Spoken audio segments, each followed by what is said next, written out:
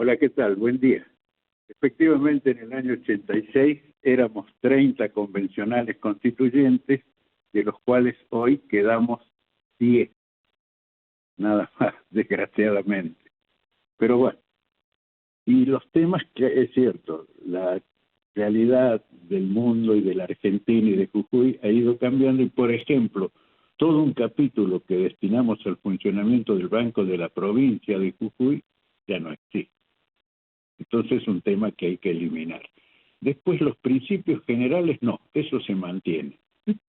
La organización, digamos, de todos los derechos y obligaciones hay que mantener. Pero los aspectos políticos son los que sí seguramente va a haber que por lo menos revisarlos.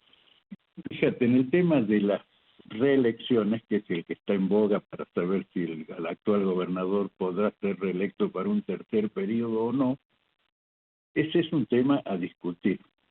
Y también otro que hay es qué pasa con los intendentes, porque vos sabés que a ellos les dimos reelección indefinida. Entonces, ¿será bueno acompasarlo y acortar esas posibilidades o las dejamos como están y que sean eternos, reelegibles? Claro, pero no solamente de intendentes, acá no se dice nada con respecto a los diputados, a los representantes del pueblo, que convengamos que hay muchos que tienen varios mandatos y de productividad poco y nada. Así es, y lo propio con los concejales, es decir, por eso estoy comentando que en general el tema político es el que hay que ver. El procedimiento es que el Poder Ejecutivo envíe el proyecto de reforma a la Constitución y bueno, sea materia de una elección. Que habrá alguien, partido que gana, partido que pierde, y de ahí saldrá el texto que, por supuesto, son votaciones que por mayoría simple o agravada, según el caso, se van realizando, y entonces ahí sí tendremos en todo caso ya una nueva reforma, llamémosle 22, o sea 2022 o lo que fuera. Berta, Sí, chicas. una pequeña consulta para que se la transmitas al doctor Figueroa. ¿Este es el mejor momento para hablar de una reforma de la Constitución? Creo que no, porque el país está asistiendo, del que vamos a hablar enseguida con Berta, al Festival de Bonos, lo que implica un claro sistema de desorientación del gobierno, porque todo esto, los bonos que van ahora para todo el mundo, es para que cada uno de nosotros trate de combatir como pueda con el importe de ese bono la inflación, porque ellos hasta aquí habrás visto que no han hecho absolutamente nada, están desorientados, nadie entiende nada, porque esto parte de un principio que para ser presidente de la nación o ministro de la nación hay que prepararse. No es simplemente ganar la elección y al que me trajo más votos le doy cualquier cargo y después fracasan todos, como estamos viendo, de un bando y del otro. Y entonces, realmente me parece que en ese contexto económico no es bueno distraernos con el tema de la reforma, que, insisto, es política sobre todo. Claro, lo que se supone es que se tendrían que estar encargando a nuestros representantes, tanto legisladores como Poder Ejecutivo, de solucionar esta crisis por la cual está atravesando toda la comunidad, los problemas coyunturales, a dejar de lado todas las cuestiones políticas, ¿no? Tal cual, porque, por ejemplo, la primera medida que tendrían que pensar es ¿cómo achicamos la política? ¿Viste el gasto de la política? Los sueldos que hay en la nación? Los ministros no menos de 600.000 pesos, la vicepresidenta 3.600.000 por mes. Entonces viven en otro mundo, indudablemente. Entonces sería Pero aquí bueno... en Jujuy pasa lo mismo, doctor. Sí, por supuesto, estoy hablando de la política sin distinciones. Entonces creo que hace falta tirarles el saco para que pisen la tierra y vean los problemas de todos los demás, de los 44 millones que vivimos en este país. Chicas, el doctor Pedro Octavio las está escuchando. Gracias, Berta. Bueno, consultarle además al doctor qué procesos son los que se deben llevar a la hora de pensar en una reforma de la Constitución, qué tiempos, en qué momento debe ser anunciado, cómo ingresa eso a la legislatura y bueno, ni hablar de los costos que eso genera, ¿no? Por supuesto, el tema es así.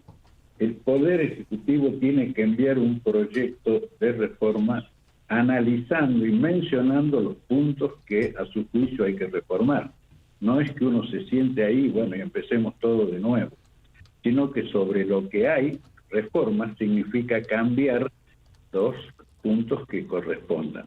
Y entonces, esa ley después es sometida a votación popular y, como dije recién, bueno, alguien ganará y será quien obtenga mayor cantidad de votos para hacer factible esa reforma o no. ¿Votación popular o votación de los legisladores? No.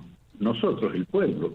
Por eso es Claro. el costo. Por Hay eso que los disponer, costos, claro. hay que disponer de un presupuesto para llevar adelante una elección. Es prácticamente como una elección que como las que tenemos para elegir o gobernadores o legisladores, ¿verdad? Exacto. Ahora, ¿usted piensa Hay que Morales... Hay que prever un presupuesto para eso, desde ya. Morales impulsa esta reforma de la Constitución porque ahora tiene plena mayoría, porque tiene la mayoría obviamente de los radicales, pero además tiene una oposición comandada por el presidente del PJ actual que realmente es conveniente a lo que Van él codo a codo. quiere impulsar. Indudablemente, los acuerdos políticos que puedan existir, no los conozco en profundidad, pero seguramente cuando elijan el momento será porque hay posibilidades de que la reforma que se propone sea aprobada por el pueblo, primero por los diputados, para que la ley tenga andamiento, y después por el pueblo en las elecciones. Y entonces ahí viene el gasto grande, que es la preelección y la elección propiamente dicha. Bien. De darse, doctor, el proceso, ¿cuáles son los organismos de control que deben intervenir? Los propios constituyentes. En 86 nos duró aproximadamente 10 meses. 10 10 meses, así que no fue de un día para el otro, porque se discute artículo por artículo, después hay que hacer una comisión que, digamos, tome los resultados y haga una redacción final del texto, de modo que no es de un día para el otro ni que se improvise nada, hay tiempo y modo de discutir todo lo que venga. Ahora, también se habló digamos, en este marco, no solo del proceso eleccionario, sino también de la reforma que puede tener, por ejemplo, organismos de control como el Tribunal de Cuentas, por ejemplo. Sí, claro, pero el Tribunal de Cuentas es un capítulo comprendido en la Constitución, de manera que puede ser un punto que se incluya en el proyecto de ley para la reforma. Claro, o sea, primero hay que ver qué proyecto manda el Ejecutivo, que dice que en mayo ya estaría eso a disponibilidad de los legisladores. Sí, porque él tiene que mandar punto por punto que propone que se reforme, de modo que ahí ya sabremos en definitiva cómo es la orientación que traería la nueva Constitución. Es decir, el nuevo texto de la Constitución, que siempre es la misma.